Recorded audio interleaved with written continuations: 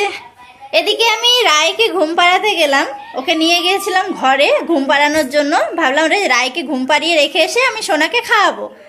এদিকে যে না ঘুমিয়ে যে ওকে নিয়ে এসছি আর এই করছে ও। সেই সকালে একবার স্নান করে ঘুমিয়েছে আর ঘুমের কোনো এদিকে তোর মুখে কি কি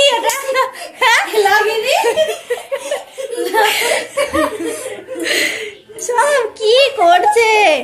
আর যে দীপা চলে যেতে চাইছিল, জোর করে আটকে রেখেছি, সে চলে যাবেই আজকে। তো বললাম যে সকালে চলে যেও, বলছে আজকে যাই, চলে যাই, আবার তো আসতে হবে পুচকুর জন্মদিনে। বললাম তাহলে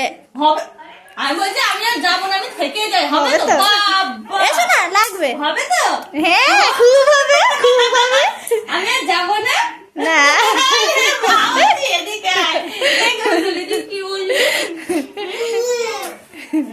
খুব হবে।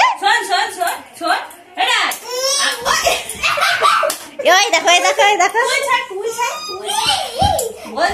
বলছি আমি আর যাবো না, আমি থেকে যাবো। হ্যাঁ ও রাই, রাই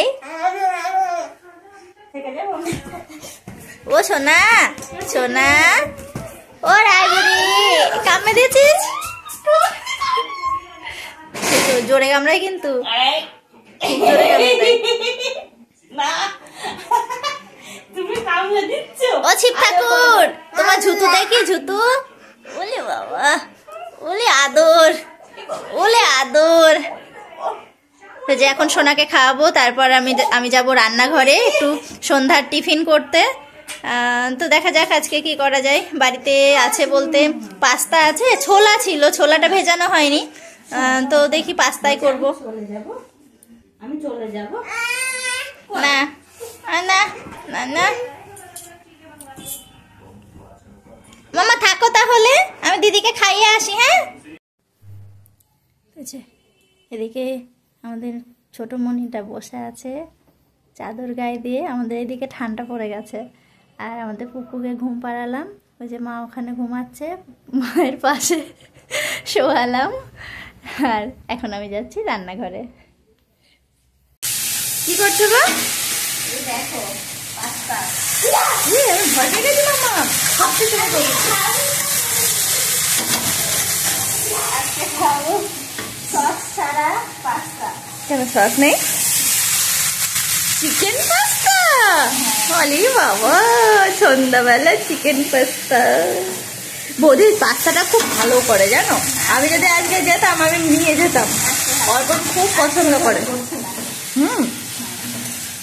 অর্পণ সে একদিন খেয়েছে, খুব পছন্দ করেছে। মশলা পাস্তা যেটা, মানে মশলা তৈরি করে মাংসের মতো মশলা করে চিকেনটা কষিয়ে তারপর ওটা করতে হবে। ও মশলা চাউ ওইগুলো ভালো লাগে। আর আজকে সব কুচি করেছি, মানে আদা লঙ্কা সব কুচি করে দিয়েছি। আচ্ছা আচ্ছা ঠিক আছে, দেখে মনে হচ্ছে ভালো লাগছে। আর এই পাস্তাটা খেতে ভালো, আমার ঘরে যেটা ছিল সে মোটা মোটা আটার পাস্তা, ওটা টেস্ট না অতটা। অর্পণ খেতে চায় না, জানে যে ওরকম খেতে হবে, তারপরে ওর জন্য অল্প রেখেছিলাম ওদিকে নিচে, বাবার মধুকার দিয়েছিলাম। তারপরে যখন খাচ্ছে বলছে আরে বাস হেভি সুন্দর, আগে জানলে তো আমি এটাই খেতাম, দিতে বারণ করতাম। আর আজকে বাবাকে আমি দুবার দোকানে পাঠিয়েছি, একবার বলেছি সবজি এনে দিতে, মানে বিনস গাজর আর ক্যাপসিকাম এনে দিতে, তারপর আমরা দেখি পাস্তা অল্প আছে, আবার বললাম পাস্তা আর ম্যাগি মশলা এনে দিতে।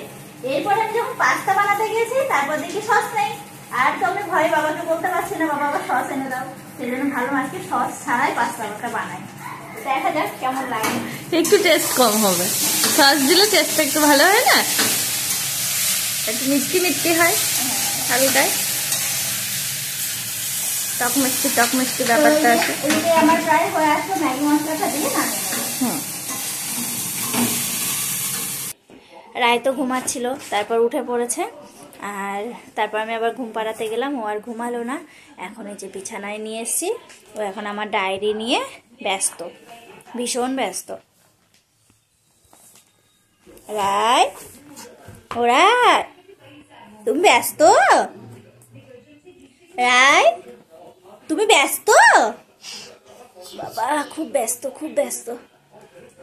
ওলে বাবা,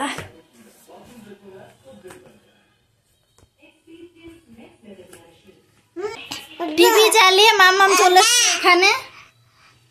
আর এটা মনে হয় মন খারাপ, যেতে দিইনি বলে। না না, ওই যে আমাকে বসিয়ে রেখেছে। ও আচ্ছা, আমার হোমওয়ার্ক করবে, আমার এখানে ও আচ্ছা, একটু মামামের ঘরে যায়, বলছেন না হবে না, ওই দে হবে না, হবে না, একটু হবে না তো, যাবো না। বাড়ি বাড়ি যায়, দীপা কাকা বাড়ি যাবে,